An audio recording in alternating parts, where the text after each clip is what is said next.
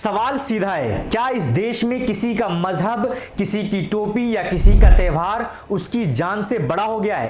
क्या हमारा कानून, हमारी न्याय व्यवस्था उन नफरती साजिशकर्ताओं के सामने लाचार हो चुकी है जो दो समुदायों के बीच दंगा भड़काने के लिए अब मासूम बच्चों तक का इस्तेमाल करने लगी है? उत्तर प्रदेश के बरेली से अभी हाल ही में एक ऐसी खबर सामने आई है जिसने पूरे देश को चौंका दिया है। मुहर्रम के जुलूस को बदनाम करने और इलाके में सांप्रदायिक हिंसा भड़काने के लिए एक बेहद खौफनाक साजिश रची गई थी।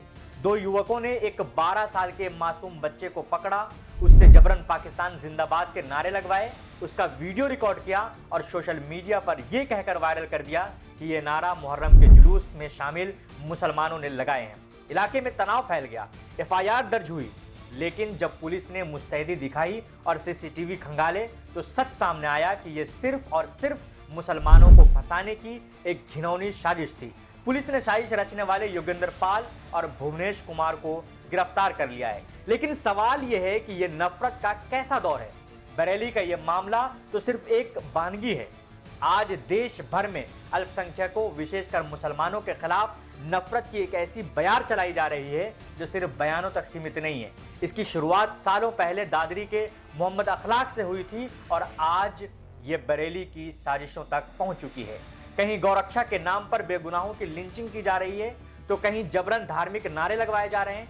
आज इनकलाब हिंदी पर हम बरेली की इस पूरी in depth case study, Dadri से शुरू हुए मॉब लिंचिंग के खौफनाक इतिहास और हालिया आंकड़ों और कोर्ट के बड़े फैसलों के साथ इस पूरे नफरती इकोसिस्टम का पर्दाफाश करेंगे। इस पूरी रिपोर्ट को आखिर तक जरूर देखिएगा क्योंकि यह आपके और हमारे भविष्य का सवाल है, देश के सम्मान और लोकतंत्र का सवाल है।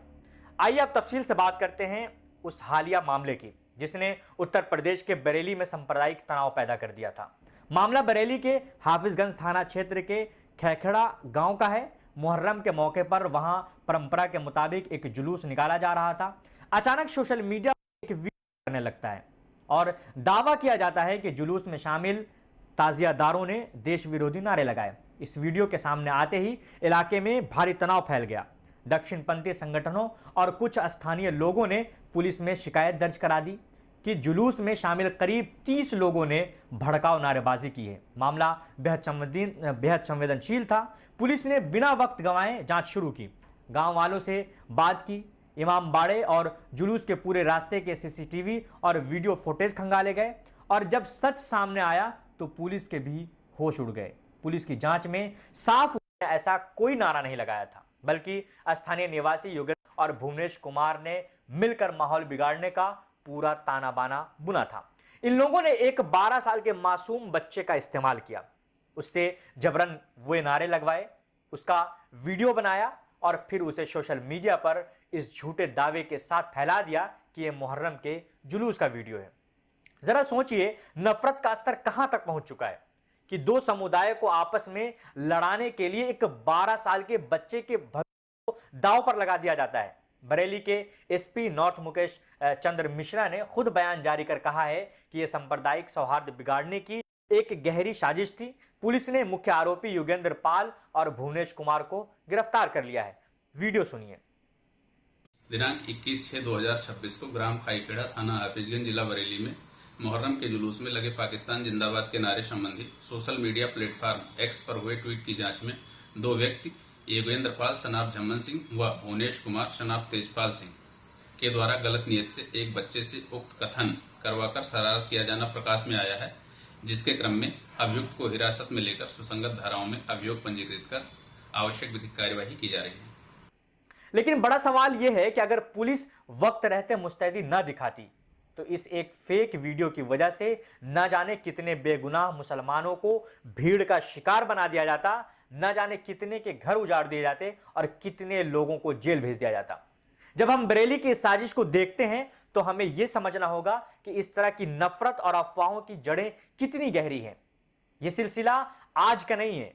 इस तरह के नफरती उन्माद और अफवाह फैलाकर हत्या करने के सिलसिले को समझने के लिए हमें इतिहास के पन्नों को पलटना होगा और याद करना होगा साल 2015 का वो दादरी कांड जिसने पूरे देश की आत्मा को झकझोर कर रख दिया था। उत्तर प्रदेश के ग्रेटर नोएडा के पास बिसाहड़ा गांव में रहने वाले 52 साल के मोहम्मद अखलाक एक रात अचानक गांव के एक मंदिर के लाउड स्पीकर से एक अफवाह फैलाई जाती है कि अखलाक के घर में प्रतिबंधित मांस यानी बीफ पकाया गया है। जरा सोचिए, सिर्फ एक अफवाह जिसका कोई वजूद नहीं था, कोई सबूत नहीं था। उस लाउड स्पीकर की घोषणा के बाद देखते ही देखते सैकड़ों लोगों की हिंसक भीड़ मोहम्मद अखलाक के घर में घुस जाती है। अखलाक और उनके जवान बेटे दानिश को घर से घसीट कर बाहर निकाला जाता है और लाठियों, डंडों और ईंट पत्थरों से बेरहमी से पीटा जाता है। मोहम्मद अखलाक की मौके पर ही तड़प तड़प कर मौत हो जाती है और उनका बेटा दानिश जिंदगी और मौत के बीच अस्पताल में महीनों जूझता रहता है। बाद में जब फॉरेंसिक जांच हुई तो पता चला कि वो मांस बीफ था ही नहीं, वो मटन था। लेकिन जब तक एक बेगुनाह इंसान की जान ली जा चुकी थी। मोहम्मद अखलाक की लिंचिंग भारत के इतिहास में वो काला मोड़ था जिसने गौरक्षा और अफवाहों के नाम पर भीड़ को खुली छूट देने का एक खतरनाक ट्रेंड सेट कर दिया। सबसे शर्मनाक बात क्या थी? उस वक्त कुछ नेताओं ने आरोपियों के समर्थन में रैलियां की। एक आरोपी की जब जेल में बीमारी से मौत हुई तो उसके शव पर तिरंगा का तिरस्कृत तरीके से लपेटा गया। जब न्याय व्यवस्था और सत्ता का एक हिस्सा ऐसे हिंसक तत्वों को शह देने लगे तो सड़कों पर भीड़ का हौसला बुलंद होना लाजमी है। दादरी के बाद से लेकर आज बरेली तक नैरेटिव वही है, अफवाह फैलाओ, नफरत भड़काओ और बेगुनाहों को निशाना बनाओ। दादरी से लेकर अब तक न जाने कितने अखलाक, कितने पहलू खान और कितने जुनैद इस भीड़ तंत्र की भेंट चढ़ चुके हैं। गौरक्षा एक ऐसा मुखौटा बन चुका है कि जिसके पीछे छिपकर कुछ असामाजिक तत्व खुद को अदालत समझने की भूल कर रहे हैं। लेकिन इस अंधकार के बीच कभी कभी अदालतों से इंसाफ की किरण भी दिखाई देती है। हाल ही में मध्य प्रदेश के नर्मदापुरम की एक जिला अदालत का एक ऐतिहासिक फैसला सामने आया। मामला 2022 का था, जहां नजीर अहमद नाम के एक शख्स को कुछ लोगों ने सिर्फ इस शक में रोक लिया था कि वो गाड़ी में मवेशी ले जा रहा था। भीड़ ने नजीर अहमद और उनके साथियों को लाठियों और डंडों से इस कदर पीटा कि नजीर अहमद की मौत हो गई थी। अदालत ने इस मामले में 7 लोगों को दोषी पाते हुए उम्र कैद की सजा सुनाई और माना कि यह मॉब लिंचिंग का क्रूर मामला है। लेकिन कड़वा सच ये भी है कि इंसाफ मिलने में सालों लग जाते हैं और तब तक कई हंसते खेलते परिवार तबाह हो चुके होते हैं। उत्तर प्रदेश के मथुरा से लेकर हरियाणा के मेवात तक आए दिन ऐसी खबरें आती हैं जहां मुस्लिम ट्रक ड्राइवरों, छोटे व्यापारियों या राहगीरों को रोका जाता है, उनसे जबरन धार्मिक नारे लगवाए जाते हैं। जय श्री राम के पवित्र नारे को, जो आस्था, करुणा और मर्यादा का प्रतीक है, यह हिंसक भीड़ एक हथियार की तरह इस्तेमाल करती है। अब सवाल यह है कि इस भीड़ को इतनी हिम्मत मिलती कहां से है?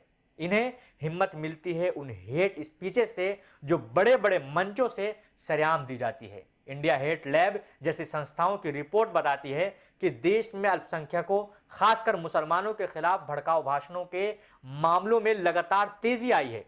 कभी आर्थिक बहिष्कार के नाम पर, तो कभी लैंड जिहाद के नाम पर, तो समाज में जहर घोला जा रहा है। सुप्रीम कोर्ट ने बार बार कहा है कि हेट स्पीच पर पुलिस को बिना किसी शिकायत के खुद एक्शन लेना चाहिए, लेकिन अक्सर कार्रवाई के नाम पर सिर्फ खानापूर्ति होती है। यही नहीं, बरेली जैसी घटनाओं को बढ़ावा देने में सोशल मीडिया का बहुत बड़ा हाथ है।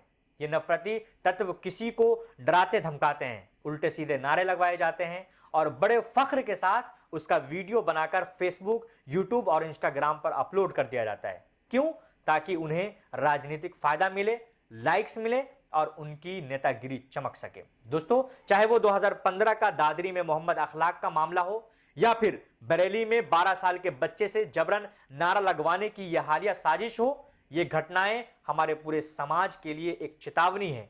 भारत किसी एक मजहब का देश नहीं है।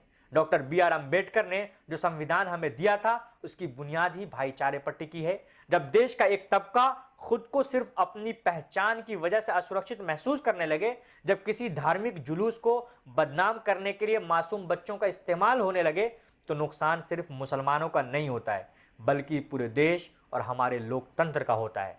वक्त आ गया है कि देश की अदालतें, पुलिस प्रशासन और इस देश के आम नागरिक, चाहे वो किसी भी धर्म के हों, इस नफरत और फेक न्यूज़ के नेक्सस के खिलाफ खड़े हों, क्योंकि नफरत की ये आग अगर आज पड़ोसी के घर तक पहुंची है तो कल आपके घर तक भी आ सकती है। इनकलाब हिंदी के आज के इस विशेष शो में बस इतना ही।